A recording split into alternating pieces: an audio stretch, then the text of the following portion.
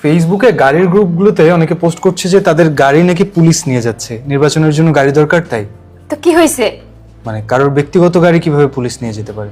আমাদের আইনেই আছে, সেটা নিয়ে যেতে পারে পুলিশ। কোন আইনে? দেখ, বিভিন্ন মেট্রোপলিটন শহরে মেট্রোপলিটন পুলিশের জন্য যে আইন রয়েছে সেই আইনেই পুলিশকে এই ক্ষমতা দেওয়া হয়েছে। আর মেট্রোপলিটন শহর নয় যেগুলো? সেই সব শহরের জন্য স্থাবর সম্পত্তি অধিগ্রহণ এবং হুকুম দখল আইন 2017 রয়েছে এবং সেই অনুযায়ী জেলা প্রশাসক জনস্বার্থে যে কোনো স্থাবর সম্পত্তি সাময়িকভাবে হুকুম দখল করতে পারবেন এবং এর মধ্যে গাড়িও আছে। এই সাময়িকভাবে মানে কত দিনের জন্য? যেমন ঢাকা মেট্রোপলিটন পুলিশ অর্ডিন্যান্সের 103 ধারায় বলা হয়েছে সর্বোচ্চ 7 দিনের জন্য যানবাহন রিকুইজিশন করা যেতে পারে। কিন্তু একজনের গাড়ি পুলিশ নিয়ে নিজেদের কাজে ব্যবহার করলে তো গাড়ির যে মালিক তার লস হতে পারে। ধরো সেই গাড়িটা হয়তো সে ভাড়ায় খাটায়। হ্যাঁ, সেই জন্য হাইকোর্টে একটা রিট আবেদন করা হয়েছিল।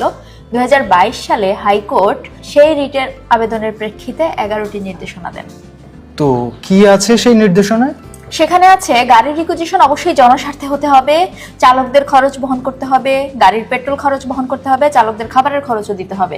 সেই সাথে আগে থেকে নোটিশ না দিয়ে গাড়ি রিকুইজিশন করা যাবে না। আর যে কোনো গাড়ি টানা 7 দিনের বেশি রিকুইজিশনে রাখা যাবে না। প্রাইভেট কার, সিএনজি চালিত অটোরিকশা, ট্যাক্সি এগুলো রিকুইজিশন করা যাবে না। কিন্তু ধরো আমার গাড়ি নিল এবং তারপরে গাড়ির কোনো ক্ষতি হলো, তখন কি হবে? রিকুইজিশন করা গাড়ির যদি কোনো ক্ষতি হয়ে যায় সেই ক্ষতিপূরণও দেওয়া হবে এবং সেটাও 15 দিনের মধ্যে। আচ্ছা, তার মানে রাষ্ট্রীয় কাজে ব্যবহারের জন্য পুলিশ আমার গাড়ি নিতে পারে আইনগতভাবেই এবং তাতে ভয়ের কিছু নাই। একদমই তাই।